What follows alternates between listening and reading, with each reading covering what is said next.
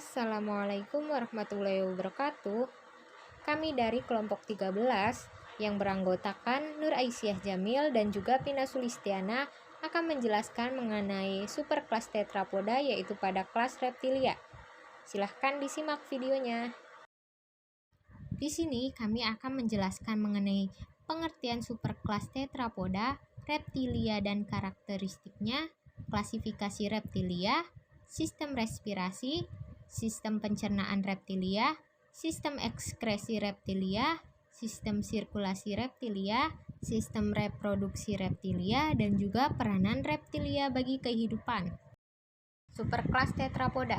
Superkelas tetrapoda dalam bahasa Yunani berarti berkaki 4. Tetrapoda adalah hewan vertebrata yang memiliki 4 kaki atau kaki pelengkap mirip kaki. Tetrapoda merupakan gnastotomata dengan anggota tubuh berpasangan, masing-masing bergerak dengan 5 jari, kepala mempunyai leher dan dapat bergerak bebas kecuali pada amfibia. Kelompok hewan ini juga memiliki lubang hidung dalam yang terbuka ke arah rongga mulut. Kemudian respirasi utama melalui paru-paru, memiliki satu kantung allantois terdapat pada amfibia dewasa, sedangkan pada reptilia, aves, dan mamalia terdapat pada saat embrio. Kebanyakan hidup di darat dan beberapa jenis menggunakan air sebagai tempat hidup sekunder. Tubuhnya ditutupi oleh kulit yang lembab, yaitu pada amfibia, sisik epidermis pada reptilia, bulu pada aves, atau rambut pada mamalia. Kemudian, tetrapoda ini berdasarkan struktur anatomi dan morfologinya terbagi menjadi 4 kelas. Selanjutnya yaitu pengertian reptilia. Reptil atau binatang melata adalah sebuah kelompok hewan vertebrata yang berdarah dingin dan memiliki sisik menutupi tubuhnya. Reptilia adalah tetrapoda atau hewan dengan 4 tungkai dan menelurkan telur yang embrionya diselubungi oleh membran amniotik. Klasifikasi pada kelas reptilia yaitu Kingdom Animalia, Phylum Chordata, kelas reptilia, Ordo Rhynchocephalia, Testudinata atau Chelonia, Squamata, dan Crocodila. Baik, selanjutnya saya akan melanjutkan pemaparan dari rekan saya untuk ordo-ordo yang ada di kelas reptilia. Yang pertama, Ordo Rhynchocephalia memiliki karakteristik morfologinya mirip dengan anggota Lacertalia, karnivora dan aktif mencari makan di malam hari, habitat di air maupun di darat, memiliki duri yang berderet di sepanjang tulang, memiliki mata ketiga. Contoh spesiesnya yaitu Tuatara, Sphenodon punctatus, salah satu ordo yang masih ada dan dapat ditemui di beberapa kepulauan Selandia Baru. Selanjutnya yaitu karakteristik ordo Testudinata atau Chelonia. Merupakan salah satu kelompok reptil yang semua spesies memiliki batok yang terbuat dari perisai atas dan bawah yang menyatu pada vertebrata, klavikula, dan rusuk. Tubuh yang pendek dan lebar, penutup tubuh terdiri atas 2 lapis berupa sisik-sisik besar dan keras, tersusun seperti genting. Lapisan bagian dalam berupa lempeng-lempeng tulang yang tersusun rapat seperti tempurung. Tidak bergerigi dan lidah tidak dapat menjulur. Contoh spesies Testudinata atau Chelonia ini yaitu penyu hijau dengan nama ilmiah Celodina midas, kemudian kura-kura dengan nama ilmiah Plemodusa subrufa, dan labi-labi moncong babi Caretochelys insculpta. Selanjutnya, karakteristik ordo Squamata. Tubuhnya ditutupi oleh sisik-sisik yang ditutupi oleh zat tanduk yang dalam jangka waktu tertentu akan mengalami pergantian sisik yang disebut molting. Ordo Squamata ini terbagi menjadi 3 subordo, yaitu subordo Serpentes atau Opidia, kemudian subordo Lacertalia atau Sauria, dan subordo Amphisbaena. Subordo Serpentes atau Opidia memiliki karakteristik tidak memiliki tungkai, bergerak dengan melakukan gelombang liukan lateral dari kepala dan ekor, sensitif terhadap getaran tanah, tulang rahang yang tersambung longgar dan kulit elastik, gigi beracun, bisa dan berongga atau berceruk. Subordo selanjutnya yaitu Lacertelia atau Sauria, memiliki sisik yang terkelupas hanya sebagian.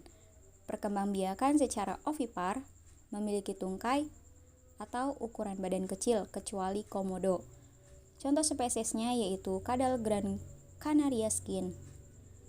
Memiliki nama ilmiah Chalcidias seclineatus. Dan komodo memiliki nama ilmiah Varanus komodoensis.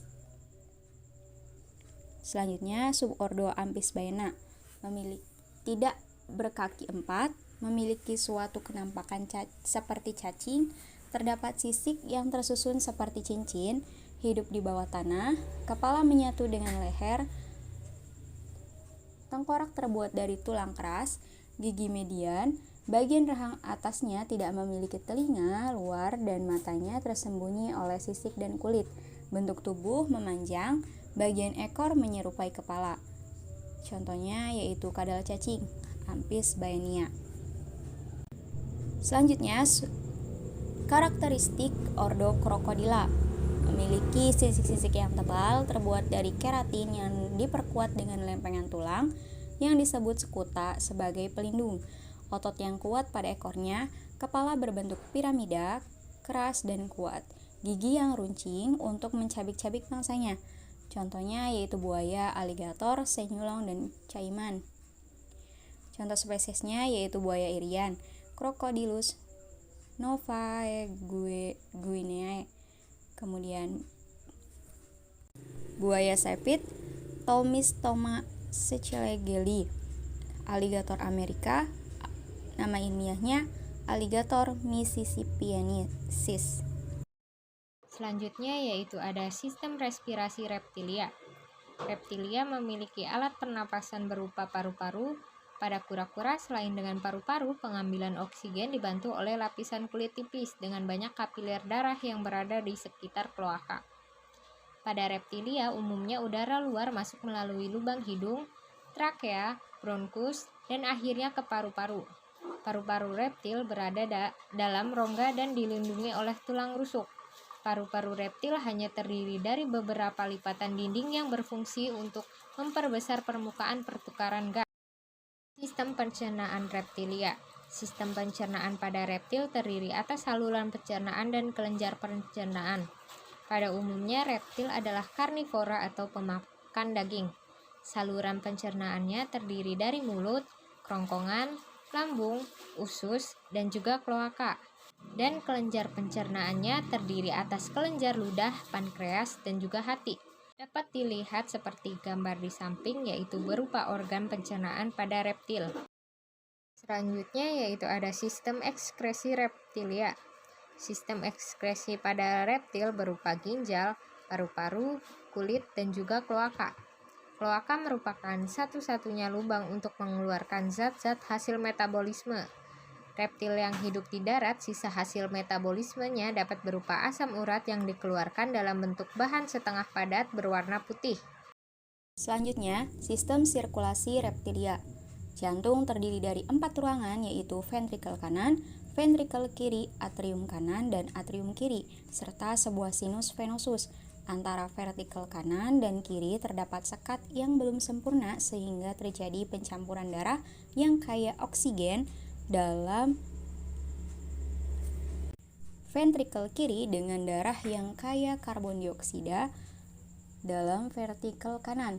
Sistem sirkulasi darah pada reptil termasuk sistem sirkulasi darah ganda. Darah dari vena yang kaya karbon dioksida masuk ke jantung melalui sinus venosus ke bagian atrium kanan, lalu ke ventrikel kanan, kemudian darah dipompa menuju paru-paru. Darah dari paru-paru yang kaya oksigen masuk ke atrium kiri, dilanjutkan ke ventrikel kiri. Darah dari ventrikel kiri dipompa keluar melalui aorta menuju ke seluruh tubuh. Selanjutnya, sistem reproduksi reptilia. Pada jantan memiliki alat kelamin khusus, yaitu hemipenis. Kemudian memiliki sepasang testis, memiliki epididymis, dan memiliki vas deferens. Adapun pada betina memiliki sepasang ovarium, memiliki saluran telur, atau oviduk, kemudian berakhir pada saluran kloaka. Selanjutnya, peranan kelas reptilia bagi kehidupan. Reptilia dapat digunakan sebagai obat dengan cara mengkonsumsinya. Umumnya digunakan pada penyakit kulit dengan mengkonsumsi beberapa reptil seperti ular, cicak, kadal, tokek, dan buaya. Buaya memiliki peran dan dapat dimanfaatkan sebagai bahan dasar obat-obatan Cina, aksesoris dan aneka barang kerajinan kulit buaya, minyak dan kerupuk untuk mengobati penyakit kulit dan gatal-gatal. Tokek bermanfaat untuk mengobati penyakit asma dan penyakit kulit. Kemudian ular dipercaya dapat menyembuhkan gatal-gatal, liver, asma, dan diabetes. Kemudian kura-kura mengandung vitamin A, vitamin C, dan vitamin E yang sangat dibutuhkan manusia untuk menjaga dan merawat kesehatan kulit. Kemudian reptil juga digunakan sebagai bahan hiasan dan aksesoris hewan peliharaan. Sekian pemaparan dari kelompok kami, kurangnya mohon maaf. Wassalamualaikum warahmatullahi wabarakatuh.